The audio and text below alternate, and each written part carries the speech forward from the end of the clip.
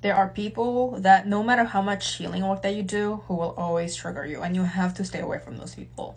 Maybe these are family members, maybe they're even your partners, but you have to realize that if you truly care about prioritizing your healing journey and your peace of mind, then you're gonna have to remove people that don't want you to see you peaceful, that don't want you to be at peace with yourself or just in life in general. There are people who will always trigger you no matter how much healing work that you do. Like, this is not even about you at this point. You gotta put it beyond yourself, and that's why you gotta remove yourself from situations and people that bring the worst out of you, who throw you out of your character. Because once again, no matter how much reformation work that you do or transformation work that you do, some people are always going to just throw you out of your own character and remind you of your old version. And these people actually probably don't even want to see you as a new version as you are. They don't care about your healing journey. They don't care about you finding peace and finding the self-love, because they want to keep seeing you fail. They want to see you triggered.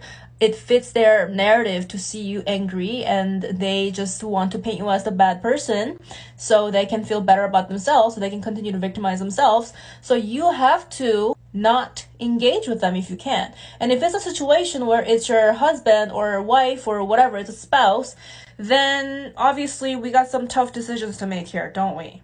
I mean, that's up to you to decide, but sometimes it does happen. Sometimes for years you might be tolerating the same thing over and over, and then it's gonna hit you one day, I can't deal with this shit anymore, and then you might pack a bag or something. Maybe there's children involved, and maybe there's other complications where you can't immediately get out of the situation. But here's the thing, you shouldn't give up on yourself so easily, because the thing about life is that when there is a will, there will always be a way.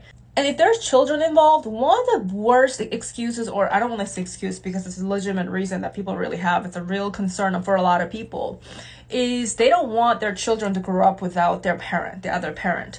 But you realize how this is actually very toxic, because your children pick up on everything. Like, even if you might put up the best act for yourself and perform as though you are happily married, but children are not dumb. They're gonna pick up on all the subliminal abuse. They're gonna pick up on all the covert abuse that you're put through and how much you're suffering.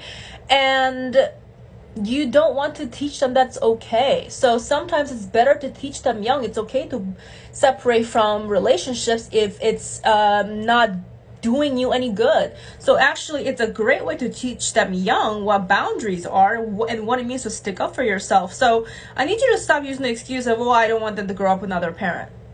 So, and of course, as always, if you have any questions, you want to talk about how to navigate best forward, you're welcome to book in a one-on-one with me, because that's where I can really help you about your personal journey.